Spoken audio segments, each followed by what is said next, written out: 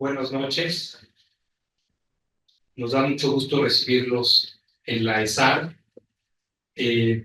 para la presentación de este muy sabroso libro que habla sobre el populismo, estado de la cuestión y el caso particular de México, que ha coordinado el doctor Alberto Olvera y que el doctor Carlos Barba escribió un artículo sumamente interesante que les recomiendo mucho leer porque será un gusto hacerlo. Lo que voy a hacer a continuación es presentar a nuestros invitados de lujo de esta noche, empezando por el doctor Alberto Olvera, quien es investigador emérito del Sistema Nacional de Investigadores, doctor en sociología, autor, editor y coeditor de numerosos libros y artículos sobre temas relacionados con la teoría de la sociedad civil y de la innovación democrática y sobre el desarrollo de los procesos de democratización en México y en América Latina, y que tenemos la fortuna de tenerlo en Guadalajara, espero por muchos años, que podamos compartir en más eventos y quizá a lo mejor organizar algún seminario próximamente aquí mismo desde la ESA. También me da mucho gusto presentar al doctor Carlos Barba Solano. Él es doctor en Ciencias Sociales, investigador miembro del SNI nivel 3, ex coordinador y miembro del Grupo Pobreza y Políticas Sociales de Claxo, profesor invitado en instituciones de investigación nacionales e internacionales.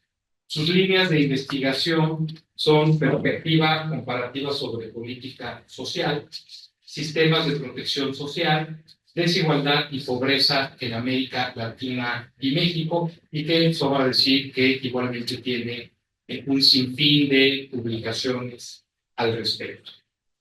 Y quien nos va a hacer favor de comentar el libro es el doctor José Reynoso Núñez. Él es doctor en ciencia política y maestro en estudios políticos europeos por la Universidad de Heidelberg en Alemania, maestro en Derecho Público con mención en Derecho Constitucional por la Universidad Católica de Chile y licenciado en Derecho por la Universidad Panamericana de Guadalajara, donde además es profesor de Derecho Electoral.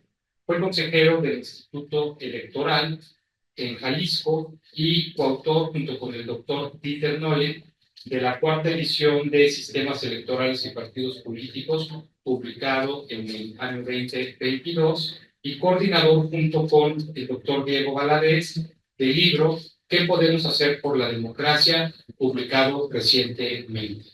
Entonces, agradeciéndoles de nueva cuenta tanto a quienes nos acompañan esta noche como a nuestros ponentes, le dejaría ahora la palabra al doctor Alberto Olvera para que nos pudiera hacer un recuento de su libro.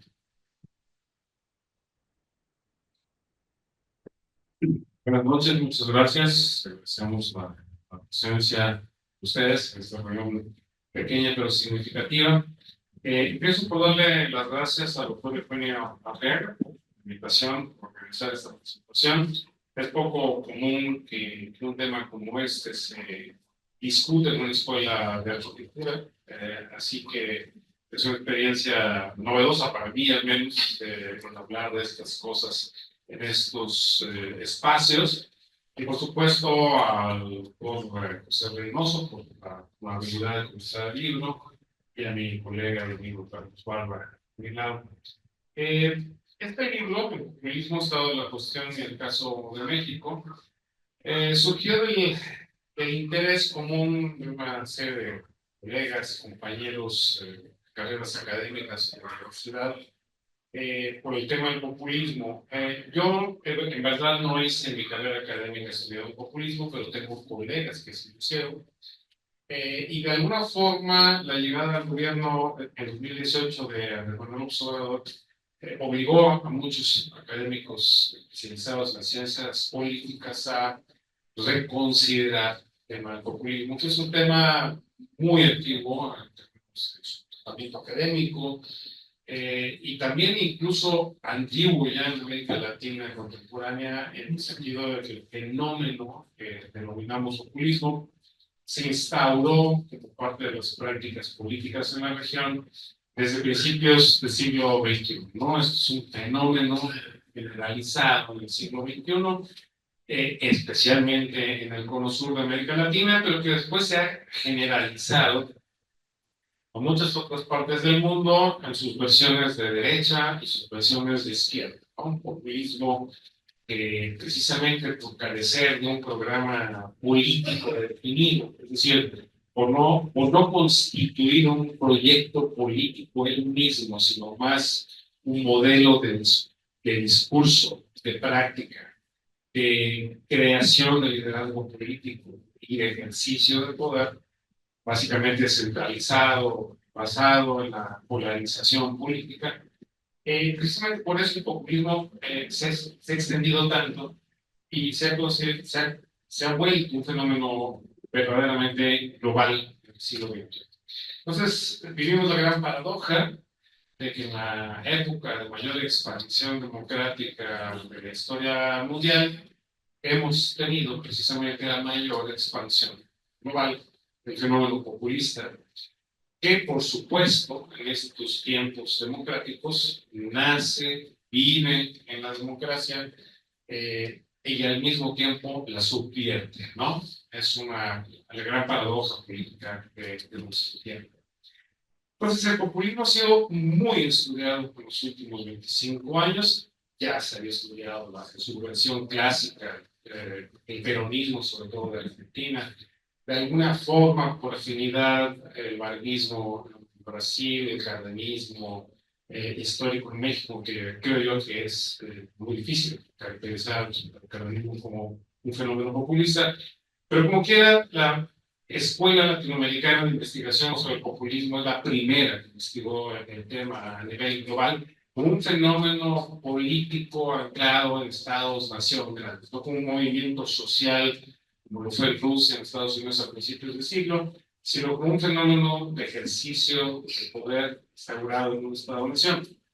Entonces, en esa primera ola, el populismo fue pensado como un modo de ejercer el poder, como un régimen político que se correspondía con una sociedad en rápido cambio social, en donde los sectores sociales se van constituyendo, o sea, sindicatos, organizaciones de todo tipo. Y de alguna forma el populismo entonces es una versión de constitución de un Estado-nación, de un régimen político adecuado a una condición de cambio. La versión de Gino Germani y de los creadores en general de la sociología latinoamericana. Hay una versión de izquierda también sobre cómo entender el populismo. Pero para el siglo XXI tenemos muchísima investigación en todo el mundo sobre el populista, a tal grado que las entradas, uno lo busca en Google sobre la palabra populismo, concepto populismo, cualquier idioma, acumula 2,5 millones o 3 millones de entradas, ¿no? De manera que es imposible, nadie puede leer todo lo que se produce sobre el populismo desde hace ya muchos años, nadie. Entonces, la sobreproducción de populismo también ha significado una pérdida de especificidad de lo que entendemos por populismo, ¿no? Se usa para todos los fines, se caracteriza así a muchos regímenes y de alguna manera hemos perdido precisión conceptual como una especie de inflación en el uso del concepto.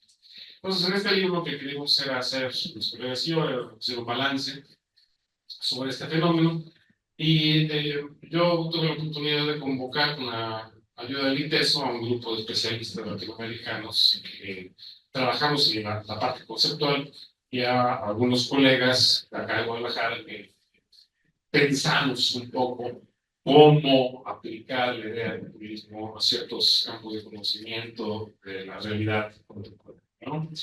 Sobre la parte conceptual, nos acompañó uno de los primeros pensadores que México popularizó y analizó a fondo este concepto. Ahí, ¿cómo se llama? Mi amigo Paraguay, no sé cuál es su nombre. ¿Cómo se llama? Perdón, que la edad que cobra un precio. Benjamín Arditi. Benjamín Arditi es famoso, mi amigo, además hace 20 años me mataría de saber su nombre. Benjamín Arniti, pensador paraguayo de amplísima trayectoria internacional, es un hombre que, a pesar de ser de los originarios pensadores de este tema, nos presenta aquí en el libro un ensayo donde dice que ya basta de hablar de populismo y que de plano ni siquiera vale la pena seguir usando el término, que se ha degradado al punto que dejó de significar algo en el análisis, ¿no? A pesar de ser, insisto, él tiene varios libros clásicos originarios, ¿no? También estuvo Carlos de la Torre, un amigo ecuatoriano, tal vez el más constante analista latinoamericano trabajando sobre el tema del populismo. Es sí que hizo su tesis sobre el populismo y no ha resultado el tema durante los 30 años siguientes. Y Carlos de la Torre sostiene que sí es posible y necesario utilizar el concepto de populismo. Simplemente que hay que darle un uso empírico explícito para describir fenómenos políticos reales que están sucediendo en la práctica. Carlos de la Torre analizó su país primero, que es un ejemplo de modelos populistas diversos, muchos de ellos muy folclóricos, por ejemplo, otros presidentes de ese tipo en su país, probablemente películas así de horror. Pero Carlos ha tomado el trabajo de investigarlo comparativamente a nivel internacional, ha editado muchos libros sobre el tema de comparaciones, sobre las prácticas populistas, y él recoge, digamos, la necesidad de usar el concepto, pero de una manera controlada, que no se evite la proliferación de su.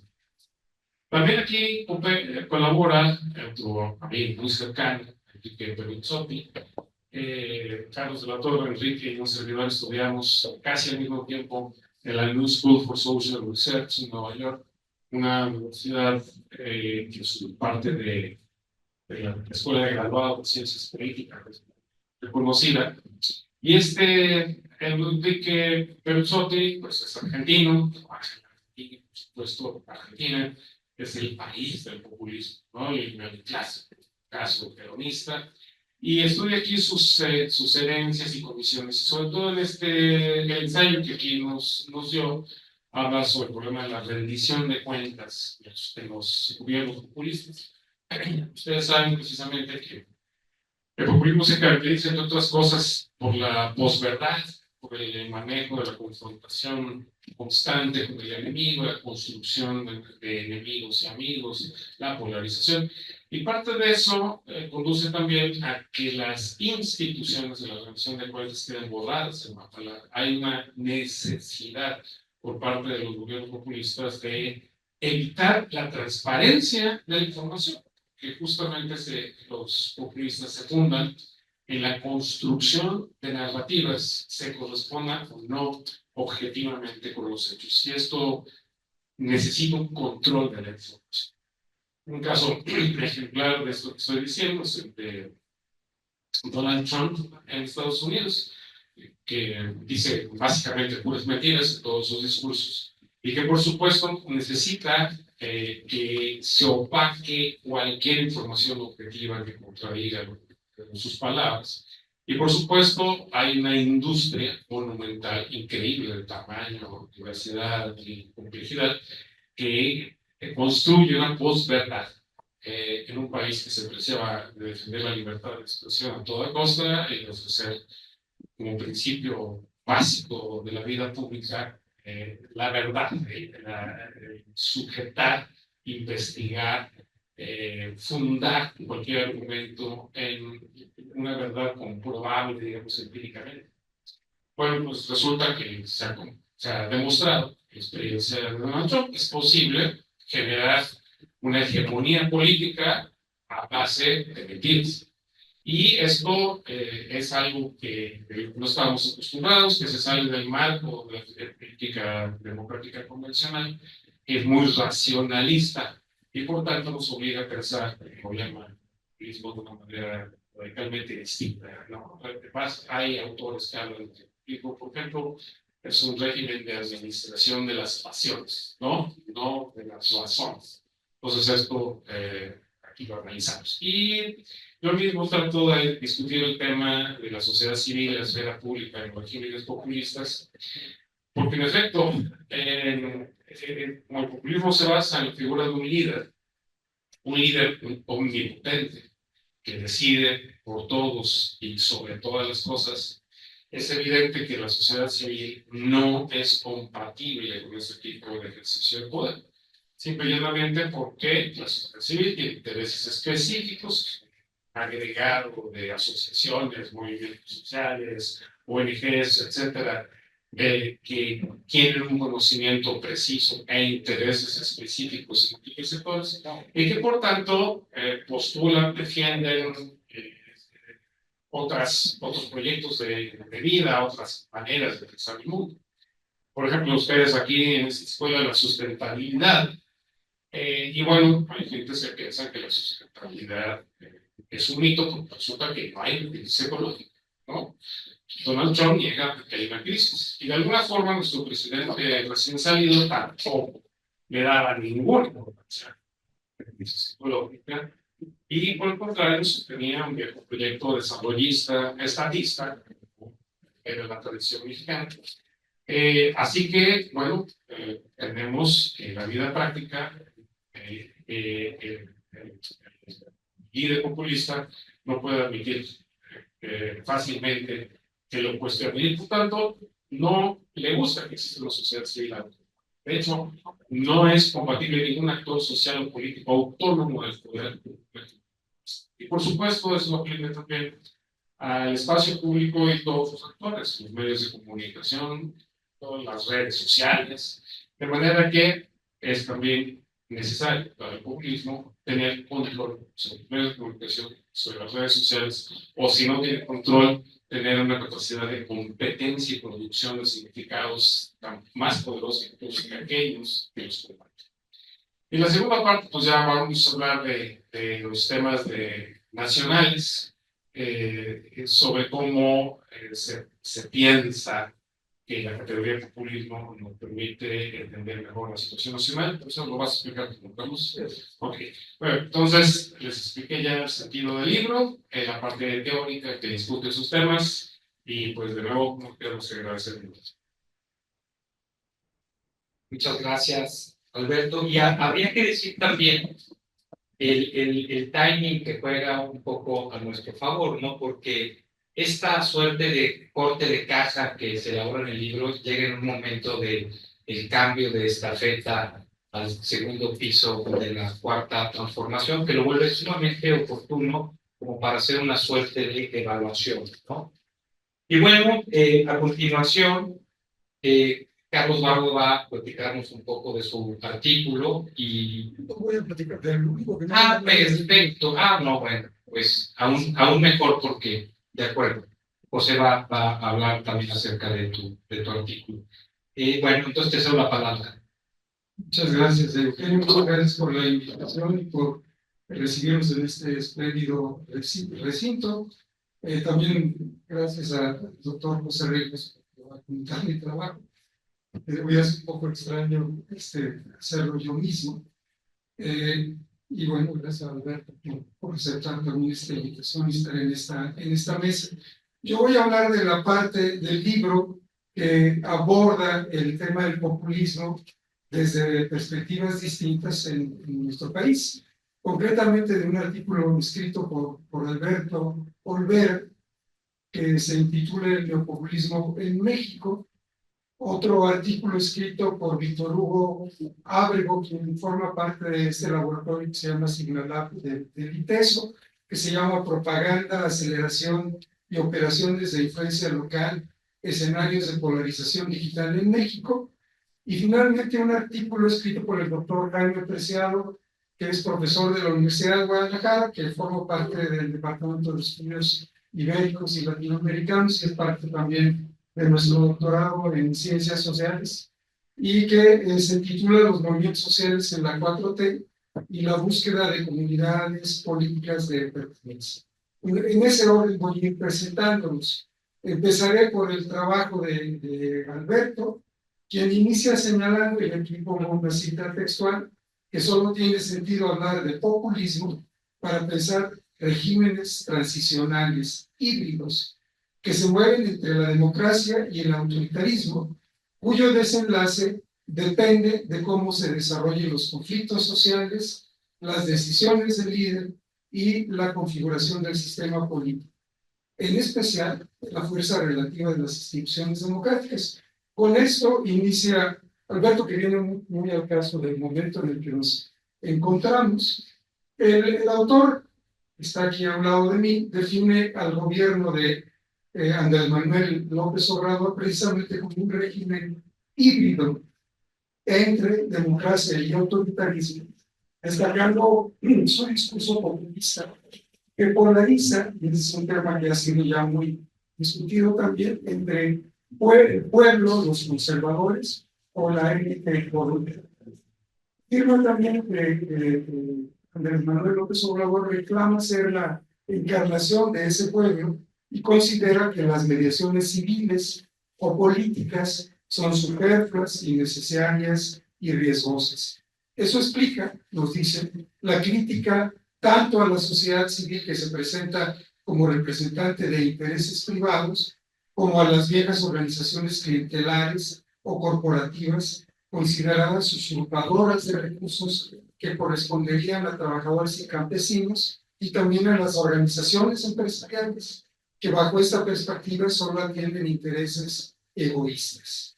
Respecto al aparato estatal, el trabajo considera que el gobierno de la 4T asumió desde un principio la idea de que las reglas, leyes e instituciones eran obstáculo para realizar las promesas realizadas por el presidente de la República. ¿Recuerdan esta famosa frase de al diablo con las instituciones? Y que eso abrió la puerta a diversas estrategias para pasar por encima de ellas, debilitarlas o colonizarlas. Para ilustrar esta dinámica, se abordan los casos de la Suprema Corte de Justicia antes de la reforma que acabamos de experimentar recientemente, de la Comisión Nacional de Derechos Humanos y del Instituto Nacional de Acceso a la Información, al igual que de la Policía Federal. El trabajo sostiene que para sobrepasar los vetos legislativos o los límites judiciales, la 4T recurrió a mecanismos de democracia directa, como las consultas populares, usadas para legitimar decisiones previamente tomadas. También señala que se opuso el presidencialismo al equilibrio de poderes y a los gobiernos estatales y municipales a través del incremento de su dependencia fiscal. El complemento de esta compleja estrategia, considera el autor, fue el despliegue de una serie de prácticas simbólicas para combatir la frivolidad, la corrupción y la ineficiencia como una misión moral, pero sin preocuparse de que las decisiones tuvieran un sustento económico, como ocurrió, por ejemplo, con el rescate de Pemex y de la Comisión Federal de Electricidad. Después de ofrecernos este fresco que sintetiza el punto de vista del autor sobre muchos de los elementos del gobierno que acaba de concluir, se abordan cuidadosamente tres temas: la polarización, la desinstitucionalización y sus consecuencias, y los vacíos y retos de la consolidación populista. Para el autor, la polarización arranca en el momento mismo en que se produce el triunfo abrumador de Morena en las elecciones de 2018 y las locales de 2013, que debilitaron en la misma proporción a la oposición y pusieron en manos de ese movimiento, en ese momento, 22 gobiernos estatales y 25 cámaras de diputados locales, así como el Senado y la Cámara de Diputados a escala federal, lo que concentró de manera exorbitante el poder en el Ejecutivo, reviviendo el viejo presidencialismo. Sin embargo, afirma que la polarización fue fundamentalmente una construcción discursiva, y sobre esto mismo va a hablar el doctor que voy a presentar a continuación, el doctor Adolfo, que transitó por las redes sociales a través de granjas de bots y ataques a los críticos del presidente, respondido en los mismos términos por la oposición. Esta polarización mediática se ha producido también en la opinión pública, que se divide entre los defensores de la 4T y sus adversarios. Por otra parte, la desinstitucionalización y sus consecuencias son abordadas en 4 escenarios. El manejo de la pandemia de COVID y la crisis del sector salud, la violencia y la militarización, la política social politizada y la democracia directa desnaturalizada.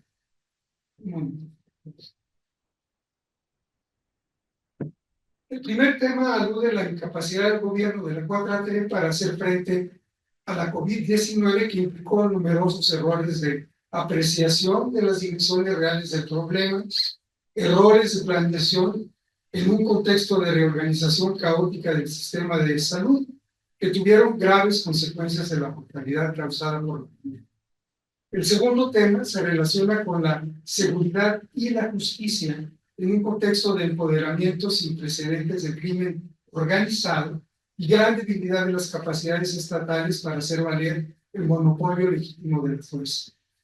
El autor señala que el gobierno de la 4T no logró contener ni la violencia política ni la violencia criminal, que implicó pérdidas de control territorial que no fueron frenadas por la creación de la Guardia Nacional, que militarizó al país y rebasó el ámbito de la justicia a través de la asignación al Ejército y la Marina de numerosas tareas y empresas que no eran de su competencia. El tercer tema es el de la política social como escenario en el que se despliega también la desinstitucionalización del Estado a través de la operación de cuerpos informales conocidos como los servidores de la nación, que son operadores políticos, no funcionarios públicos, pero realizan actividades que corresponden a instituciones formales del Estado con un sesgo partidario y político. Por otra parte, el tema de la democracia directa desnaturalizada es observado a través de la realización de numerosas consultas y un referendo revocatorio utilizados para legitimizar decisiones tomadas de antemano por el Ejecutivo. Tal es el caso de la construcción del Aeropuerto Internacional de la Ciudad de México, el proyectos de infraestructura como el Tren Maya y la refinería de Dos Bocas, o la conveniencia de enjuiciar a los exmandatarios. Finalmente, en lo correspondiente a los vacíos y los retos de la consolidación populista, se analizan 2 temas: la dificultad de institucionalizar el liderazgo personalista en un partido político y la imposibilidad de absorber políticamente a movimientos sociales relevantes, tema que también es abordado, por cierto, por el doctor Jaime Preciado. En lo relativo al primer tema, el trabajo sostiene que Morena se configuró alrededor de la figura de AMLO como producto de una migración masiva de políticos profesionales de otros partidos, los chapulines, que huían de estructuras partidistas desgastadas sin perspectivas de éxito electoral, por lo que Morena no se alimentó de una nueva clase política ni de movimientos sociales, sino de una élite política arcaica. Sobre la imposibilidad de absorber políticamente a movimientos sociales relevantes como el feminismo o el EZLN, que materializan reivindicaciones de género y étnicas, o el movimiento ecologista que choca con los megaproyectos de la 4T, o los colectivos de las madres buscadoras, o de los padres de estudiantes de Ayotzinapa. El autor señala que estos han entrado repetidamente en conflicto con el gobierno de la 4T y se han mantenido al margen de Morena, porque bien podrían ser el germen de una nueva oposición política. Para concluir, el autor afirma que la 4T ha destruido el viejo orden neoliberal, pero no ha construido otro nuevo más democrático, sino que continúa en la suerte de hibridación entre democracia y autoritarismo en un contexto de erosión institucional y de empoderamiento del crimen organizado. Pasaré ahora a presentar el capítulo intitulado Propaganda, Aceleración y Operaciones de Influencia. En este capítulo de Víctor Hugo Ábrego, de quien ya hablé hace un momento, Este capítulo explora la polarización política y el uso de herramientas digitales para desinformar, realizar propaganda y para reforzar estereotipos, pero de manera particular utilizadas para intervenir en la construcción de la relevancia de los acontecimientos en competencia con la cultura participativa en redes sociodigitales, las agendas de producción de contenidos, las voces de expertos y las estrategias digitales de intervenciones de la conversación en las plataformas digitales coordinadas por actores políticos que buscan propagar contenidos o interrumpir mensajes. El capítulo aborda distintas temáticas, entre ellas el paso de la tecnopolítica a la polarización digital, las dinámicas digitales y las transformaciones en las mediáticas, así como la propaganda transmedia y la concatenación de voces. Empecemos con el tema del paso de la tecnopolítica a la polarización digital. El maestro, Ábrego subraya que la utilización de herramientas digitales en plataformas o redes sociales ha sido extensa en las 2 últimas décadas en México y a nivel internacional. Por parte de amplios movimientos sociales que buscan impulsar estrategias colectivas con agendas políticas precisas. A esas prácticas se les denomina tecnopolítica. Sin embargo, continúa, la tecnopolítica ha sido reemplazada por una utilización pragmática de la tecnología con fines de control social o político, producto de la inversión en tecnologías de vigilancia y espionaje realizadas por gobiernos y empresas privadas utilizadas contra voces críticas o incómodas. El trabajo sostiene que en las plataformas sociodigitales se han alimentado escenarios de linchamiento o de circulación de discursos de odio que fueron acelerados por el confinamiento global durante la pandemia de COVID-19, desgastando la legitimidad de instituciones tradicionales de verificación de la verdad, como la escuela, la familia, los gobiernos o los medios tradicionales de comunicación. Esto ha incentivado, nos dice, una desconfianza generalizada respecto a las capacidades de esas instituciones para actuar como filtros válidos de la información y de la verdad. Un resultado de este proceso, subrayado en este capítulo, es la pérdida de matices y el afianzamiento de posturas encontradas, que son elementos clave en la polarización. Otra consecuencia es la supresión de los espacios y tiempos para deliberar y construir una postura acerca de los acontecimientos. Ábrego ofrece numerosos ejemplos de técnicas que mezclan automatismos y coordinaciones en la generación y propagación de contenidos, como cuentas falsas en Twitter, ahora X, otras cuentas reales utilizadas para difundir contenido ajeno, famoso retweet, otras usadas por terceros, algunas que atacan a usuarios en específico de manera sistemática, los famosos trolls, que en conjunto conforman una tecnoartillería política encaminada a manipular la conversación digital, construir agenda y encuadres de los acontecimientos a favor o en contra de un actor o grupo político en un contexto específico. Veamos ahora las dinámicas sociodigitales y las transformaciones en la agenda mediática. Ábrego sostiene que hay una tensión entre las prácticas en soportes analógicos y en soportes digitales. Por ejemplo, entre la información que fluye en circuitos digitales como YouTube y en canales tradicionales de información como la televisión o la prensa, y que la tendencia predominante es el incremento de la influencia de los medios digitales. Usando este enfoque, el autor analiza el caso específico del conflicto entre el presidente Andrés Manuel López Obrador y el INE entre 2018 y 2021. En YouTube derivó en una guerra sociodigital ganada, en su opinión, por el discurso oficial y sus simpatizantes a partir de la construcción de narrativas de desgaste de aparatos institucionales, posturas autoritarias, discursos polarizantes y de la apropiación del descontento contra medios tradicionales instituciones cuestionables que permitieron normalizar la deslegitimación de las voces críticas al régimen y omitieron el debate público, argumentando que alimentan los discursos populistas. Bueno, voy a pasar ahora a hablar del capítulo que escribió el doctor Jaime Preciado, que se llama Los movimientos sociales en la 4T y la búsqueda de comunidad política de pertenencia.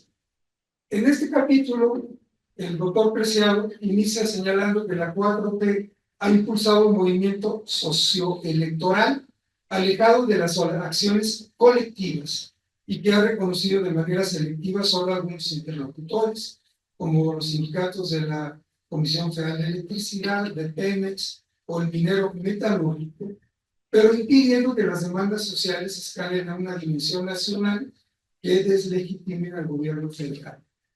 El autor aborda el campo de tensión entre el movimiento electoral que representa Morena y los movimientos sociales críticos del Estado o del capitalismo, que combinan referencias identitarias de base étnica, religiosa y de género, no de clase. El trabajo se divide en tres partes. En la primera se identifican los campos de tensión entre los movimientos sociales y Morena. En la segunda se aborda el interregno entre el poder social institucionalizado y otro emergente, y en la tercera se sitúa la búsqueda de comunidad política de pertenencia autónoma y no estadocéntrica. Iniciaré hablando de la primera parte. El autor considera que los actores de comunidades políticas de pertenencia autónoma y comunitaria, vinculados con clivajes étnicos, religiosos, de género o relacionados con la diversidad sexual, pueden ser portadores de prácticas instituyentes y emancipadoras frente al capitalismo, el patriarcado, el colonialismo o el ecocidio. Señala que estos actores utilizan dos grandes estrategias: las luchas antisistémicas desde fuera o dentro del Estado, de movimientos sociales transformadores, anticapitalistas, antineoliberales, antiestatistas o a favor de gobiernos populares. Y las luchas comunitarias apegadas a sus bases sociales, como ocurre en el caso de los pueblos originarios, afrodescendientes, trabajadores del campo y de la ciudad, que enfatizan experiencias locales de lucha y resistencia en contra, por ejemplo, del extractivismo y el cambio climático, o en defensa de bienes globales como la biodiversidad, el agua, la tierra, el desarrollo sustentable. Movimientos que pueden tener imaginarios internacionalistas, como ha ocurrido, por ejemplo, en el caso del EZL. El trabajo destaca la tensión que existe entre Morena y este tipo de movimiento, que refleja un conflicto entre una izquierda política y una izquierda social. La primera con una agenda nacional popular que incluye nacionalizaciones, una mayor regulación de la estatal de la economía, una política social progresista que legitima un movimiento electoral, pero que no respalda la agenda de los movimientos sociales. Preciado hace notar que las dos agendas no son compatibles, mostrando algunos ejemplos. La reforma energética, los temas de electricidad, petróleo, litio, que es respaldada por sindicatos estratégicos como los petroleros o los electricistas o los mineros, pero que es criticada por movimientos ecologistas y populares por sus impactos ambientales, o el proyecto del Tren Maya, que es un proyecto criticado por sus altos costos ambientales. En la segunda parte de este trabajo se analiza la oposición político-partidaria y de algunas organizaciones civiles al gobierno de la 4T, oposición que está desconectada de las demandas de los movimientos sociales mencionados. Se indica que esta oposición se ha debilitado ostensiblemente debido a su desprestigio tras 30 años en el poder, que generó rechazo y desapego electoral. El autor considera que esa oposición ha perdido gradualmente la capacidad de actuar como contrapeso de las decisiones del Ejecutivo ante la mayoría legislativa de Morena en las dos cámaras del Congreso de la Unión, que ha desembocado en el presidencialismo. En contraste, el autor aborda tres tipos de movimientos sociales influyentes en la medida en que impulsan leyes y cambios institucionales y tienen capacidades técnicas y organizativas y que desafían al gobierno de la 4T. Primero, los movimientos socioambientales que ensamblan luchas locales y globales, que critican el neoextractivismo del gobierno de la 4T o la pasividad del gobierno del cambio climático.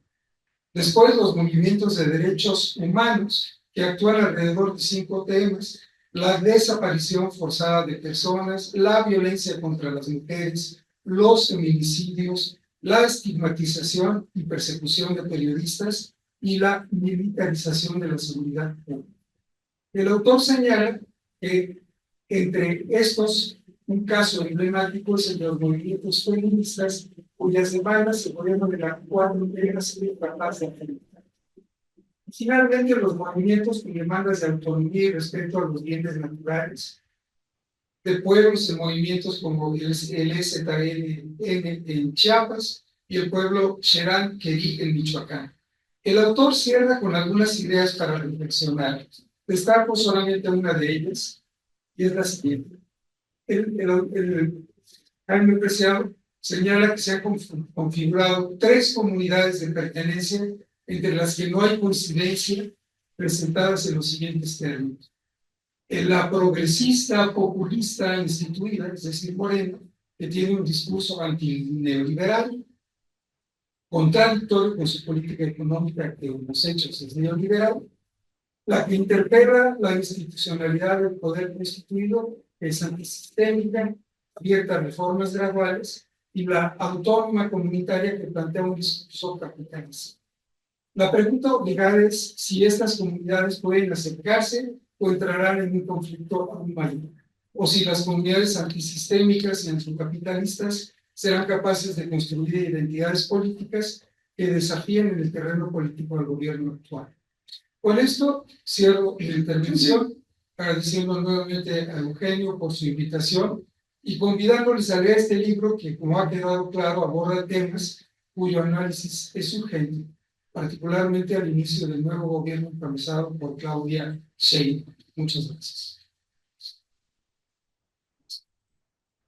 Gracias, Carlos, por este recorrido tan interesante que nos das por el libro, que coincido, es importante que lo leamos, particularmente en esta coyuntura. Y a continuación, para cerrar esta primera ronda, antes de recibir comentarios y preguntas del público, le cederé la palabra al doctor José Reynoso. Muchas gracias, buenas noches a todas y a todos. Muchas gracias, Eugenio, por la invitación, doctor Carlos Barba, doctor por la oportunidad de comentar.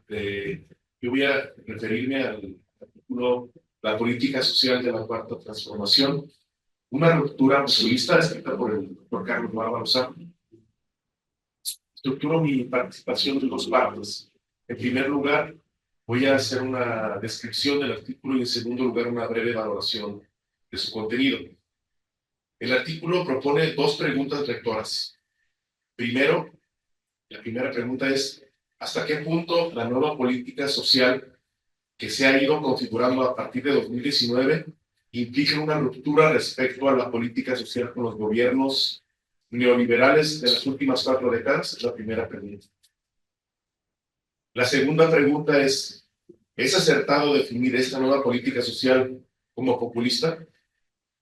El autor plantea como hipótesis a estas preguntas al inicio del artículo que ha habido cambios importantes y algunos fracasos en las reformas sociales que se han impulsado, pero que no se ha producido una ruptura tajante por el paradigma de la política social de las últimas décadas. Sostiene también que en la operación de estas políticas se pueden observar tendencias populistas que se expresan, entre otras cosas, en la ambigüedad de la figura de los servidores de la nación, que ya se refirieron en los anteriores, y en sus prácticas al interior de los programas sociales de la 4T, así como en la utilización del concepto de pueblo, la noción de pueblo, como un referente discursivo de la política social que no ha sido acompañada por una estrategia efectiva de reducción de la pobreza utilizando la política social. Para desarrollar la respuesta a las preguntas planteadas en el desarrollo del artículo, el artículo consta de 5 secciones. En la primera trata de los referentes teóricos que utiliza y que a su vez divide en 3. O sea, la primera parte la divide en 3. La perspectiva historiográfica, que incluye conceptos como régimen de historicidad, espacio de experiencia y horizonte de expectativas. La perspectiva sociológica, que incluye los conceptos de path dependence, coyunturas críticas y la cuestión social, y la presentación de las características del populismo. En la segunda parte del artículo, el espacio de experiencia, un pasado que durante 3 décadas fue fundamental en la construcción del capitalismo mexicano, de su sistema de protección social frente al cual se emplaza el gobierno del 4T. La tercera parte del artículo analiza cómo a partir de su triunfo electoral en las elecciones de 2018, la 4T ha intentado configurar un nuevo régimen de historicidad para romper con el path dependence neoliberal.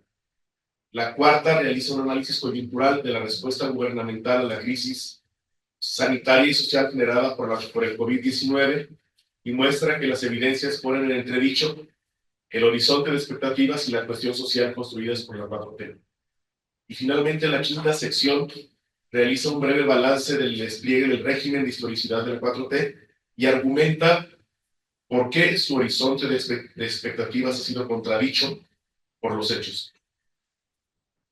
Una vez desarrollados estos aspectos, el artículo concluye que para el gobierno de la 4T, en términos discursivos, los sectores medios son irrelevantes y son objeto de constantes condenas en las alocuciones matutinas del presidente de la República, lo que se inscribe en una narrativa de amigos enemigos que polariza la sociedad. Sin embargo, y esto es lo que llama la atención, esta paradoja, son estos sectores los que más han incrementado su participación en el ejercicio de los recursos de los programas de transferencias monetarias. La pretensión de situar, y aquí hay otra contradicción con el discurso y la realidad, la pretensión de situar primero a los pobres en el centro de la política social ha sido eficaz en términos discursivos, con fines de legitimación política, y se ha subsumido la retórica de un gobierno al servicio del pueblo, categoría difusa en la que se incluye a los indígenas, los campesinos, los habitantes de las colonias populares, la población con bajos ingresos. Sin embargo, este discurso no ha sido acompañado por una búsqueda desde la política social de soluciones al problema de la pobreza. La política laboral ha contribuido a la reducción de la pobreza y la pobreza extrema a través de un aumento sostenido de los salarios mínimos, pero los programas de transferencias sociales han beneficiado en mayor medida a los sectores medios que a los de bajos ingresos. De hecho, señala el autor, los deciles que experimentaron los deciles que experimentaron una reducción de sus ingresos por transferencias gubernamentales fueron los 2 primeros, y el tercero no experimentó ningún incremento, mientras que los deciles octavo al 10º incrementaron de manera significativa sus ingresos. Destaca el autor que la nueva política social tiene un marcado matiz populista, expresado en la aparición de prácticas clientelistas y populistas. Concluye que sería aventurado hablar de una ruptura populista radical de la política social, pero sí se puede sostener que se está produciendo un giro en ese sentido que dificulta avisorar un futuro universalista o una ruptura profunda con el path dependence neoliberal. Hasta aquí la descripción del artículo. Voy a hacer una breve valoración, conclusión. Desde mi punto de vista, como se puede observar, se trata de un artículo que plantea y responde preguntas de manera rigurosa, tanto conceptual como metodológicamente. Es muy riguroso metodológicamente y conceptualmente. Y por tanto se aleja de posturas normativas. Contrario a ello, con evidencia empírica, responde a las preguntas planteadas. El artículo puede ser un valioso, y esto lo digo desde mi perspectiva personal, un valioso instrumento para quienes nos dedicamos a estudiar las elecciones y el comportamiento electoral, porque su resultado pudiera plantear, y eso yo le preguntaría al autor, que la motivación de la política social de la 4T en realidad es electoral o electorera, y que su objetivo parece enfocarse en perpetuar su permanencia en el poder a través del clientelismo, a través de sus programas sociales, dirigidos a quienes quizá van a participar más en las elecciones, como no es, como son las clases o segmentos negros. Es lo que diría. Muchas gracias. Si me permite, sabes que quiero limpiar mi conciencia porque no mencioné dos artículos de la parte teórica de este libro. Y además, peor, son dos colegas mujeres, entonces puedo ser acusado válidamente de una desviación terrible. Entonces, solamente déjenme decir que en la parte teórica, la doctora Zuri Aguiar, investigadora del ITESO, habla de esta paradoja que mencioné al principio, de la democratización global y al mismo tiempo la aparición muy pronta, digamos, una tendencia al llamado deterioro de la democracia, ¿no? Sobre el cual el año pasado hubo mucha bibliografía. Y cómo este deterioro se demuestra, como decimos también al principio, en una serie de variables, básicamente las crecientes dificultades para la competencia electoral, el control de los medios de comunicación y sobre todo la intolerancia inducida por la polarización. Entonces aquí hay un análisis comparado en base a indicadores que tienen unos programas internacionales comparativos como Varieties of Democracy, un gran proyecto global basado en Suecia, que analiza múltiples variables nacionales y demuestra cómo en los años 10 hacia acá, 2010 para acá, ha venido deteriorándose la calidad de las democracias realmente existentes y esto coincide con la expansión populista.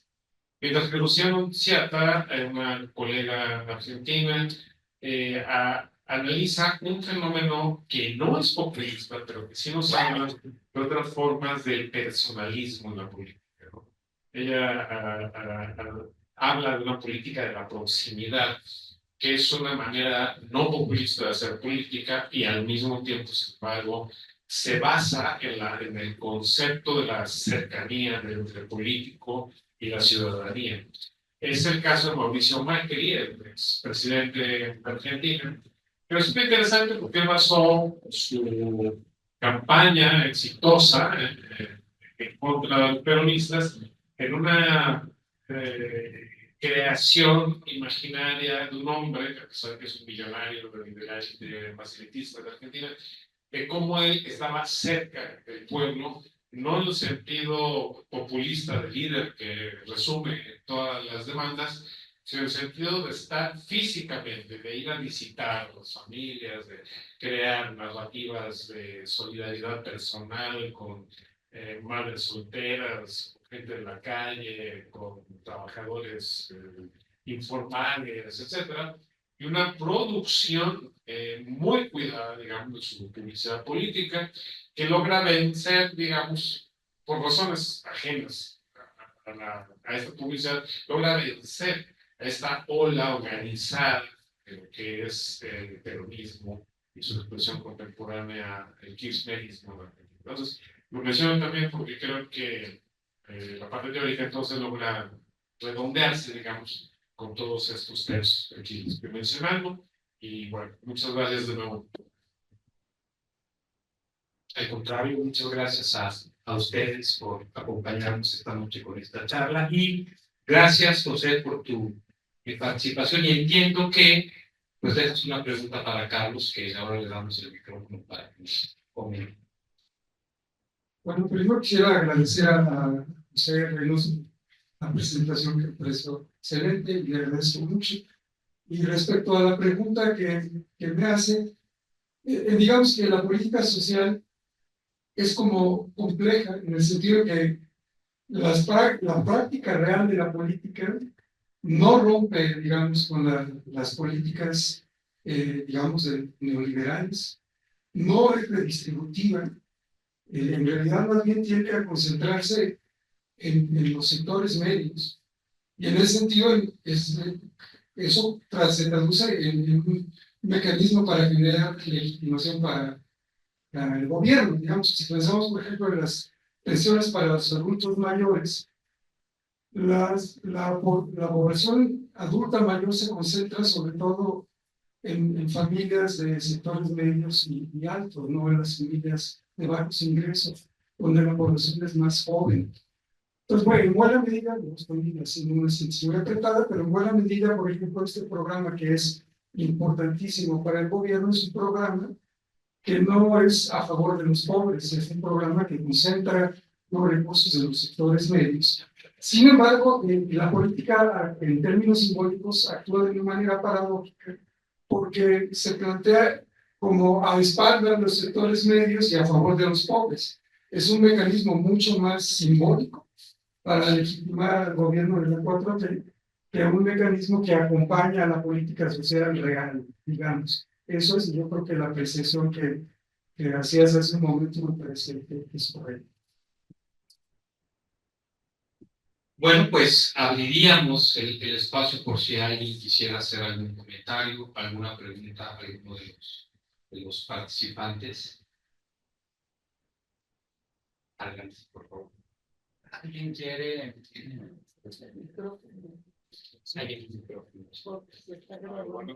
Sí, por esto.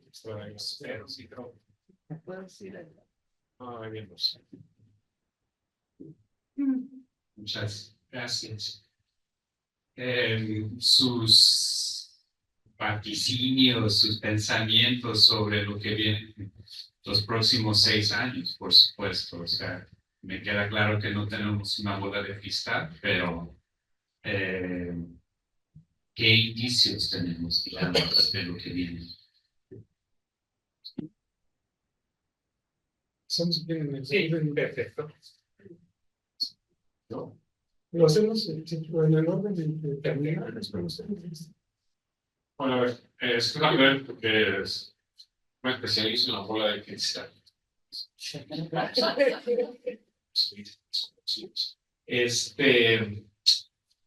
La verdad, antes de hablar del futuro, yo creo que nos falta hacer una mejor valoración de lo que pasó. Yo creo que no lo hemos entendido del todo.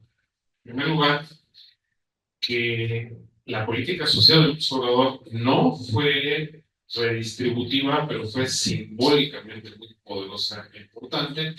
Pero en cambio hubo otro mecanismo de redistribución, de mercado, que fue el ascenso de los salarios mínimos y los salarios reales. Eso sí subió muchísimo, tuvo un impacto realmente muy importante sobre los sectores populares.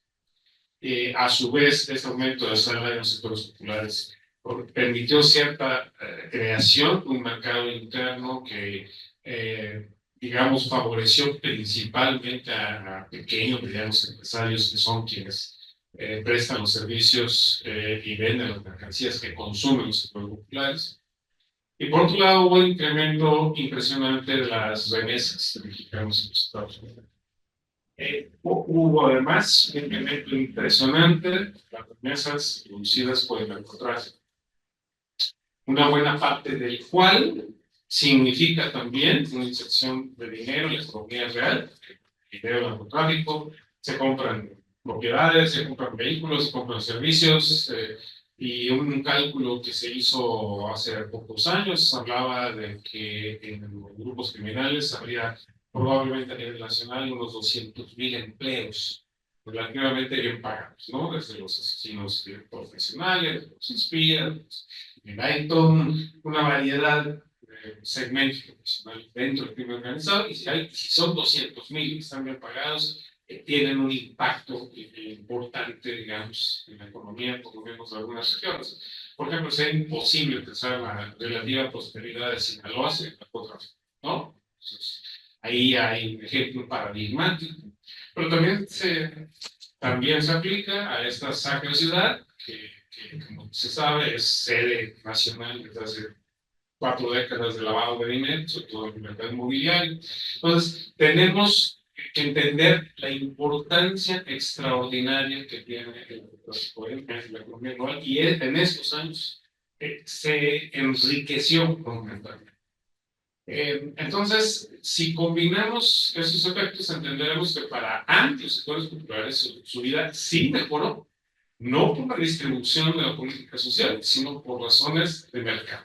Una decisión en donde el Estado se intervino fue el ascenso muy rápido del salario mínimo, que no podrá ser repetido en el próximo gobierno. Entonces hay que pensar que el espacio que tuvo el observador, en este sentido, la suerte que tuvo de que hubiese muchas remesas, de que hubiese un narcotráfico vibrante y que hubiese además un incremento de salarios, eso no se puede repetir en la magnitud ni en la forma en el siguiente gobierno.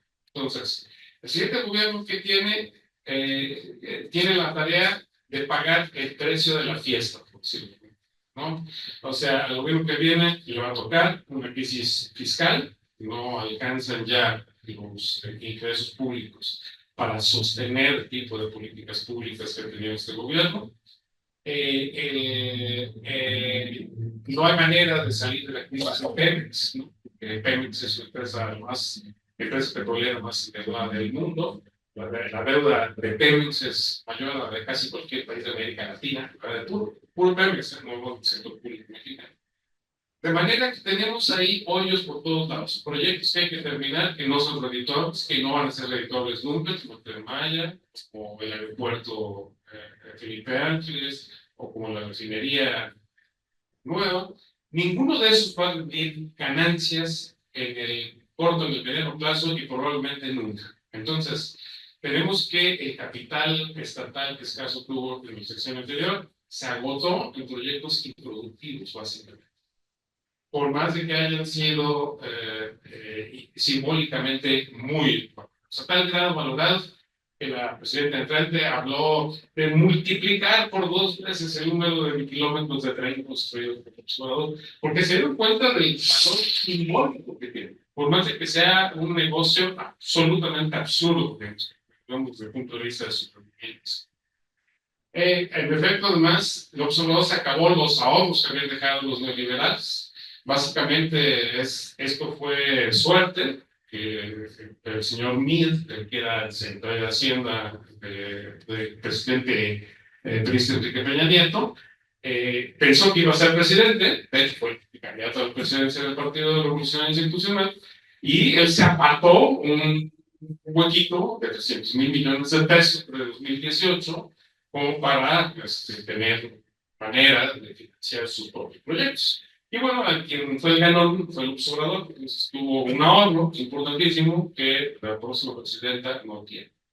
En suma, la próxima presidenta la tiene complicadísima desde el punto de vista económico. Tiene un déficit fiscal, no tiene ahorros, tiene gastos forzados, o sea, un gasto obligatorio imprescindible, una deuda creciente. Entonces, no habiendo espacio fiscal, la próxima presidenta no tendrá manera, digamos, de hacerse popular mediante políticas sociales o políticas del gobierno muy relevantes. Bueno, es un cuento, ¿verdad? Ya estoy a punto de meterme la hoja. Bueno, entonces, a lo que me refiero sencillamente es que esta material, la presidenta no tiene mucho peso. Y por otro lado, yo quisiera decir que tiene un problema adicional el gobierno que sigue, porque aunque desde el punto de vista técnico estamos hablando de un gobierno que pinta ser mucho más tecnocrático, mucho más competente profesionalmente, cosa que no hubo en el gobierno Obrador, se pagó la lealtad y no la capacidad. Acá parece haber más capacidad, se ve mucha más idea del gobierno en el sentido programático, pero hay a la vez mucho menos capacidad política, ¿no? Es decir, la capacidad que tenía el observador de convertir en algo mágico cualquier idea, ¿no? Como hacer un tren, wow, esa es una cosa que nos llena de orgullo, ¿no? Eso no lo tiene. No tiene carisma la presidenta, ni la mano izquierda, como decimos en México, como para torear a toda la bola de intereses que admiran dentro de Morena y que están muy enojados también afuera del gobierno. Pues creo que la tiene muy complicada. No soy muy optimista de que vaya muy bien, lo cual no es bueno para el país, porque la verdad es que no hay oposición. El observador tuvo su mayor triunfo es haber destruido la oposición hasta la médula, no solamente por sus actos, sino también por las condiciones de la propia oposición, que es verdaderamente incompetente e insalvable. Entonces, lo que sí va a tener la presidenta es una mayoría total en el gobierno, un control absoluto del poder legislativo, potencialmente el judicial. No sé qué vaya a pasar con la reforma judicial, es imposible de implementar, así que no sé qué cosas inventarán. Pero lo cierto es que la ventaja que tiene Sheinbaum es que no tiene oposición y el control total del gobierno con los épocas priistas, pero lo que no tiene es dinero. Entonces, vamos a ver si logra hacer magia de no tener que lidiar con la oposición. Eso es una ventaja política que no tuvo el observador. Él sí tuvo oposición, sobre todo en los primeros 3 años. Y dependerá de ese balance que ella haga entre no tener dinero y sí tener mucho poder político, a ver si puede lograr con eso sostener la legitimidad del régimen, ¿no? Desde el punto de vista de teoría política, lo que estamos viendo es la institucionalización del populismo. Y eso es un salto mortal. Muy pocas veces es exitoso, ¿no? Entonces, vamos a ver si se logra eso y pues estamos ahora enfrentándonos a un verdadero experimento político en condiciones complejas.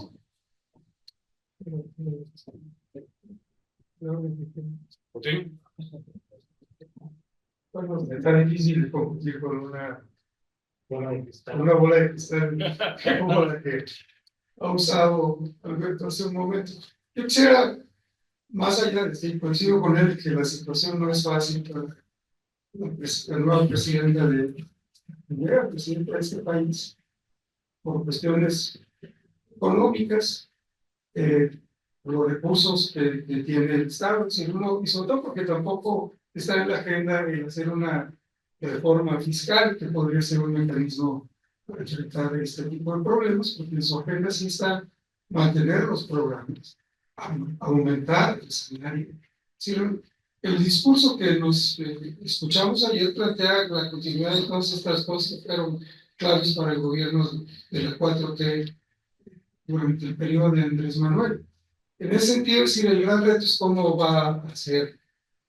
Yo diría que lo que es interesante de lo que está planteando el gobierno ahora inicia es algo que discutía en su trabajo el doctor Jaime Preciado, y es que parece de manera muy clara que no hay este distanciamiento entre el movimiento, si no quiere mantener la nueva presidenta la distancia entre el movimiento político y algunos movimientos sociales. Es decir, un poco el tema es que el Morena tiene una base política muy amplia, pero no tiene una base social. Y algunas de las propuestas que está planteando la nueva presidenta abren la puerta para establecer contactos con movimientos sociales que estuvieron cuestionando constantemente al gobierno anterior. Los movimientos ecologistas, los movimientos feministas, porque hay en la agenda que fue planteada un tema importantísimo, es el tema de la reforma energética, lo cual implica un poco resaltar esta idea de un crecimiento desorbitado de Pemex. De hecho, dice que hay que pensar en Pemex como algo que mucho más modesto, que actúe más para atender necesidades del mercado interno. Y también, entonces, en cambio, plantea la necesidad de la ampliación del uso de energías sustentables. Entonces, digamos, veo en su propuesta como la intención de contrapesar un poco esta situación de un partido que en realidad no lo es tanto, sino que hay muchos intereses, coincido con Alberto, que compiten entre sí. Y digamos, hay algo de incertidumbre, pero bueno, me parece mucho más competente el gobierno actual que el anterior, donde realmente había un rechazo verdaderamente, no sé, no hay forma de justificar eso al conocimiento, ¿no? Y en este sentido yo creo que es más o menos lo contrario, en este caso. Hay gente con experiencia, etc. Entonces, aunque coincido con lo que dice Alberto respecto a los límites que enfrenta en términos económicos el nuevo gobierno tiene algunas posibilidades. Hay otros límites que son más de corte político que tienen que ver con todas las herencias que tiene Claudia y que tiene que ver con que, pero coincido por otro lado con Alberto en que es más o menos imposible institucionalizar el populismo. Entonces la alternativa para este gobierno es no hacerlo. ¿Será posible eso? Yo no me atrevo a hacer hacer una predicción al respecto, pero más bien pienso que no hay otra alternativa para el gobierno para poder funcionar. Entonces, institucionalizar algo distinto al populismo, que si ya hemos vivido en el país este tipo de cosas en otras épocas. Hasta ahí, mi realidad no está bravo. Gracias. A mí lo que me preocupan son las reformas políticas y electorales. ¿Qué va a proponer como reforma electoral? ¿Mantendrá la misma que había propuesto AMLO en su momento? O sea, ¿propondrá desaparecer realmente la representación proporcional? Porque ya con la propuesta de reforma que se iba a proponer de la desaparición de la previsión de la elección legislativa, por eso va a debilitar mucho al Congreso en el largo plazo. O sea, sus reformas van en el sentido contrario a la tendencia mundial en este ámbito. Efectivamente, la reelección se ha limitado un poco en Chile y en Perú siempre ha estado limitada, pero en realidad está siguiendo en el ámbito político, en el ámbito político electoral, comparativamente, está siguiendo a países que no son nada exitosos. Está siguiendo a Bolivia con la reforma judicial. Está siguiendo a Venezuela con el Tribunal de Disciplina Judicial dentro de la reforma. Está siguiendo a Perú con la desaparición de la reelección legislativa. Está siguiendo a Venezuela con la limitación de la representación proporcional, si es que se aprueba en un sistema combinado mixto, porque sería simplemente mayoritario, con la nula posibilidad de la oposición de volver a siquiera recomponerse y a tener participación en el Congreso. Entonces a mí me preocupa justo esa parte política. Ojalá esta parte tecnocrática que se reconoce este gobierno pudiera aparecerse y cambiar de dirección en las reformas políticas, porque no hay ninguna, o sea, no hay, o sea, la postura que siguieron respecto de la reforma judicial va totalmente en contra de toda investigación, de toda teoría desde el punto de vista jurídico, politológico, sociológico, etc. O sea, va en contra de toda la evidencia. Hay que ver cómo reaccionan, por ejemplo, respecto a la reforma judicial, que es un problema enorme desde el punto de vista electoral también, porque va a ser prácticamente imposible implementar las boletas electorales, las actas de cómputo, etc.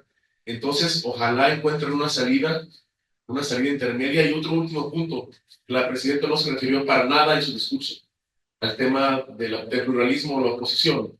No sé si va a iniciar algún diálogo con la oposición o no, o si lo iniciará en secreto para no contradecir a López Obrador en este momento. Eso pudiera ser. Y por último, ¿cuál va a ser el papel de López Obrador en el futuro, el papel real? Por ejemplo, con la revocación de mandato de 2027, ¿no? Esa es una amenaza para la presidenta. Ella dijo ayer que se va a someter a una revocación de mandato, que en realidad es una ratificación de mandato, como la que se sometió a AMLO en 2021. Serían los temas que me parece que hay que estar atentos. Gracias.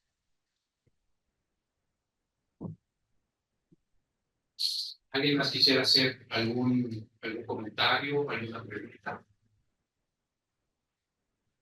Adelante.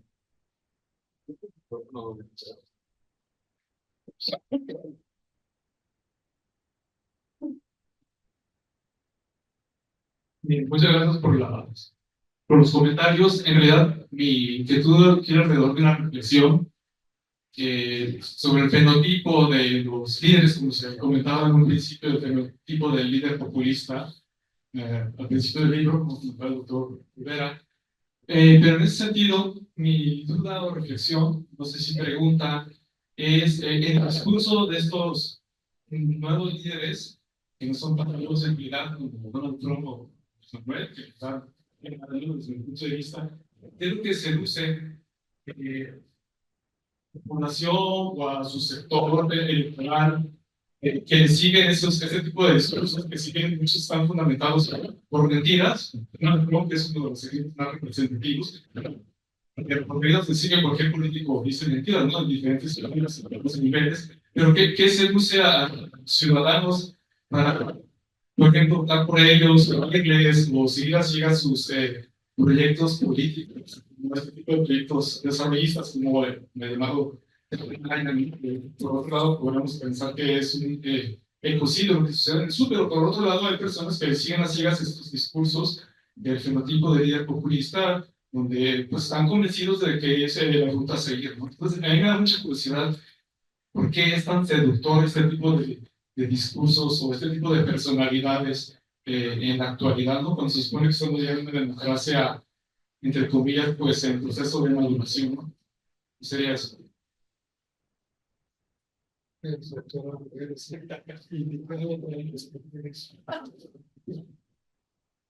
Los líderes populistas crean una satisfacción emocional.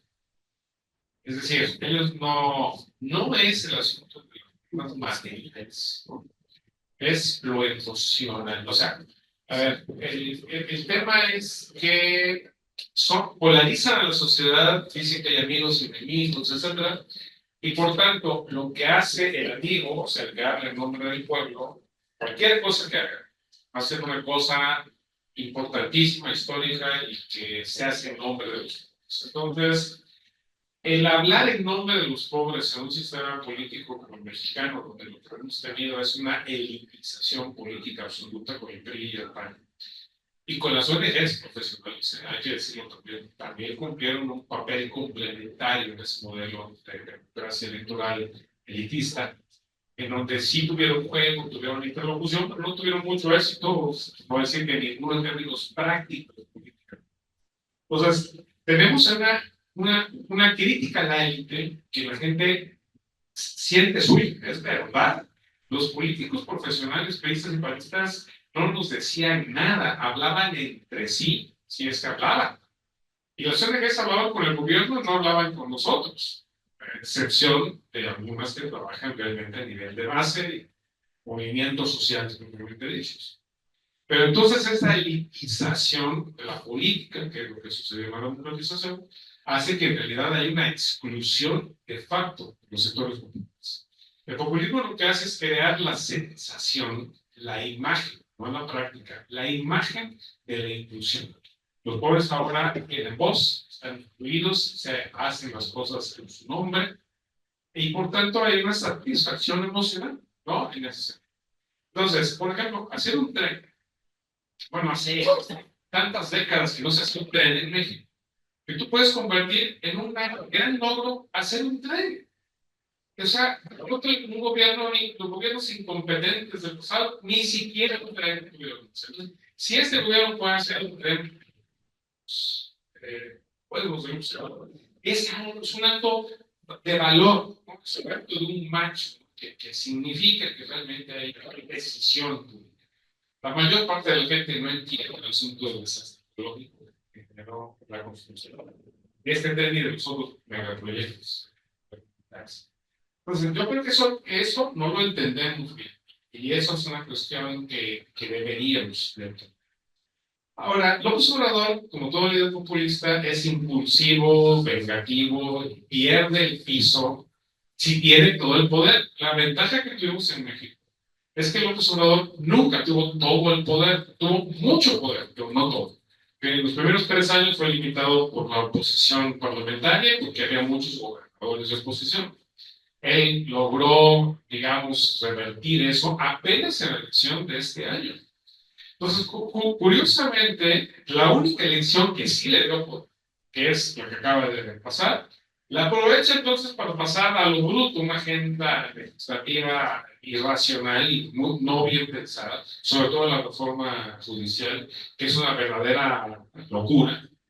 Pero en última instancia, él deja plantado que se puede, se debe, de hecho lo hizo, a reformar el Poder Judicial, que en efecto, para todo fin práctico, cualquiera que haya lidiado con la fiscalía o con jueces reales, sabe que realmente es un desastre, ¿no? O sea, mucho de lo que justifican las acciones de los operadores es que en efecto las instituciones tenían terribles fallas y omisiones. Entonces, no sé, yo conozco algunos jueces, son diversas, y la verdad es que sí, dices tú, Dios mío, el Poder Judicial de Jalisco, es una catástrofe monumental. El Tribunal de Justicia de Jalisco es de lo peor. Vengo de Veracruz, donde la Fiscalía es una agencia de obedecer órdenes del gobernador y donde el Poder Judicial es una vergüenza. Bueno, o sea, claro que sí hay que reformar el Poder Judicial, ¿no? Sí, había que reformarlo. Y es una irresponsabilidad de los jueces de la Suprema Corte de Justicia no haber asumido ellos mismos el liderazgo de un cambio, ¿no? Al interior, sin haber protegido su nichito totalmente autorreferente. Entonces, ¿qué hacemos frente a eso?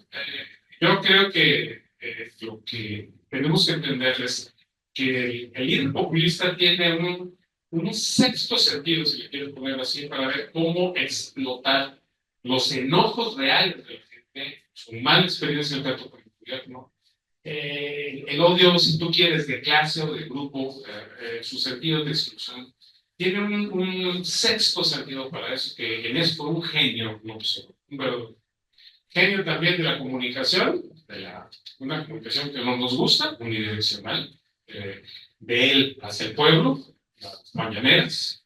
Yo creo que no hay en la historia mundial alguien que haya hablado tanto como él, con la excepción tal vez de Hugo Chávez, que decía más largas de sus conferencias y diarias también, pero de ahí fuera no hay nadie que haya hablado tanto.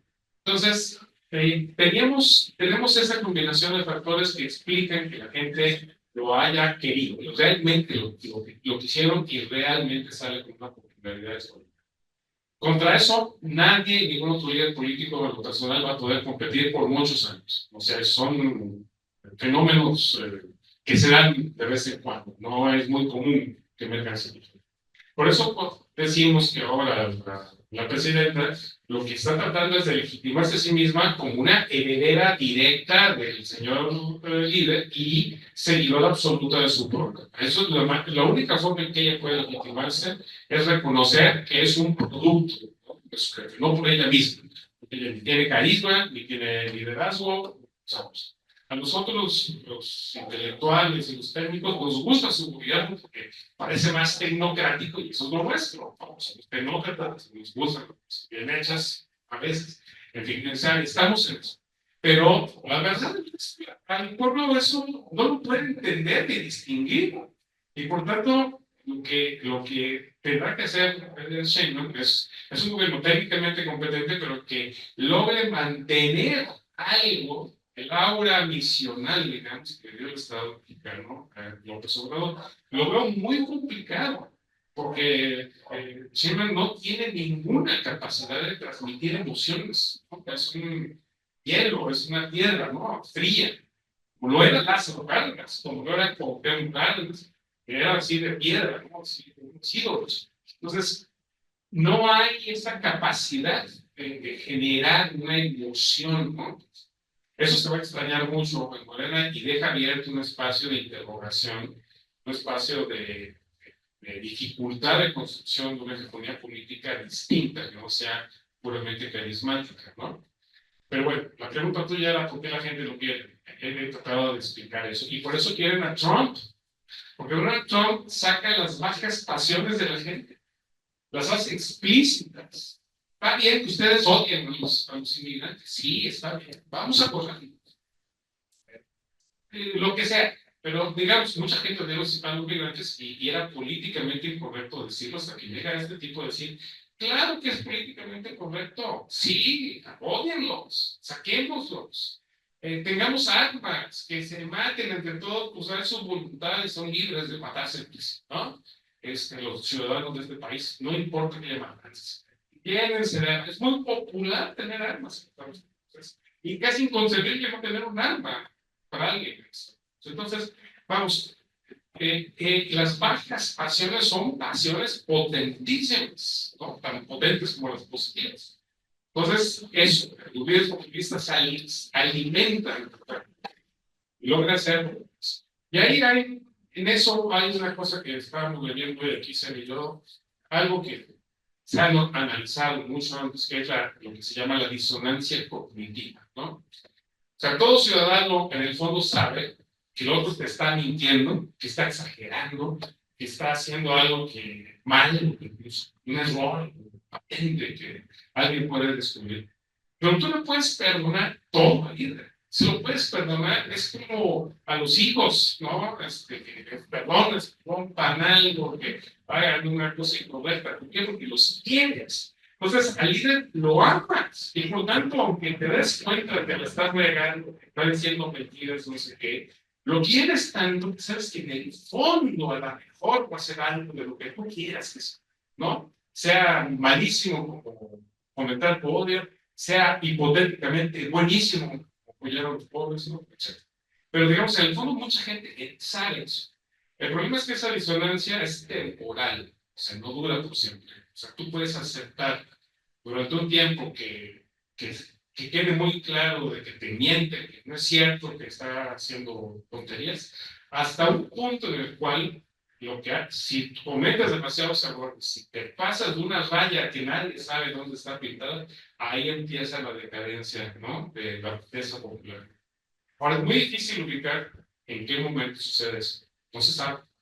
Por ejemplo, Donald Trump perdió las elecciones y fue después de que perdió las elecciones que intentó imponerse y mandó a sus gentes a tomar el Congreso. Pero eso fue después de perder las elecciones. Cuando perdió las elecciones, las perdió decisivamente. Eso quiere decir que a pesar de que no había cometido los últimos excesos que son más famosos de los suyos, ya la gente estaba harta, una mayoría. Pero ahora regresa. Y regresa con la misma misión, con el mismo discurso radicalizado. Incluso con un candidato vicepresidente que es verdaderamente abominable, ¿no? Qué bárbaro es el P.D. Vance. Es inconcebible, ¿no? Tú dices, ¿cómo gente racional puede hacerle caso a este idiota? Pero bueno, el asunto es que, insisto, alimentan. Si mientras sean capaces de conectarse con eso, van a ser populares. Okay. Y ojalá entendamos eso, porque si alguien lo puede hacer, como lo muestran estos liderazgos, otros posiblemente vendrán que lo puedan hacer. Y en México no hemos tenido ultraderecha en décadas. Ya viene Salinas Pliego. Bien puede venir la alternativa si fracasa Sheinbaum por el lado de la ultraderecha, un populismo de derecha, ¿no? Que es un espacio no ocupado en México todavía. Y hay varios candidatos que podrían cumplir esa misión. Así que nos queda mucho por ver en ese sentido. Bartra dice que es populista de la derecha, López Obrador, ¿verdad? ¿Quién? Bartra. Sí, Bartra, pero yo creo que ahí sí se equivoca. Se equivoca. No hay que equivocarnos. Ok. ¿Alguien más quisiera intervenir para contestar esta pregunta o alguien más tiene algún otro comentario? Nada más, si el populismo está tan desgastado, ¿por qué entonces seguir estudiándolo o desarrollándolo? Digo, se antoja como que más por lo que estamos viendo, ¿no? Pero, ¿por qué? ¿Por qué seguirlo estudiando no hasta que está tan desgastado la noción o el concepto de populismo? ¿O habría alternativas, cambiar el nombre o...? No, yo estoy convencido que es útil. Si no, no hubiera yo realizado este libro. Pero el asunto está en lo que es más difícil explicar académicamente. Tenemos que probar. Es explicar algo que no es racionalmente explicable, que son las pasiones. ¿Sí? ¿Cómo lo mides? ¿Cómo mides el grado de odio cuando es una sociedad? ¿Cómo mides el grado de sensación de exclusión de la gente? ¿Cómo mides el descontento con las élites? O sea, no hay manera. Hacen impuestos, la verdad son muy ineficaces para estudiar fenómenos totalmente subjetivos, colectivos, pero subjetivos. Entonces, ahí tenemos un límite estructural y las ciencias sociales y políticas en general, pues tienen el grave problema de que lidian con seres humanos. Lo objeto son seres humanos. Los seres humanos están llenos de pasiones, positivas, negativas, no son seres racionales puramente, que es lo que presuponen las ciencias políticas normales. Todas las ciencias presuponen una racionalidad en los sujetos, ¿no? Hay una rational choice theory, ¿no? Que explica que la gente hace lo que le conviene, ¿no? O sea, sí, es como si fuéramos seriamente calculadores, ¿no? Es algo que no. Hay gente, muchos de nosotros estamos dispuestos a perder algo material con tal de ganar algo desde el punto de vista simbólico o emocional. Entonces, no, la rational choice theory es una muy mala teoría, ¿cierto? O sea, que la democracia supone ciudadanos conscientes, libres, pensantes, que van a escoger entre opciones políticas. Buscamos las preferencias. Presuponemos raciocinio, ¿no? Racionalidad. El que mejor explique las cosas, las mejores políticas, pues, no. Por eso el populismo es muy importante la aplicarse. Nunca vamos a llegar a una definición consensuada, pero lo que sí podemos analizar son las prácticas y las condiciones, ¿no? Y por eso la idea de implementar un libro de teoría con una investigación empírica concreta. Y en eso tenemos que seguir. Muy bien, pues llegamos al final de la sesión. Agradecerle mucho a nuestros participantes esta noche y tenemos un pequeño reconocimiento que vamos a entregar por su generosa participación esta noche. Muchísimas gracias y gracias a todos ustedes por acompañarnos también.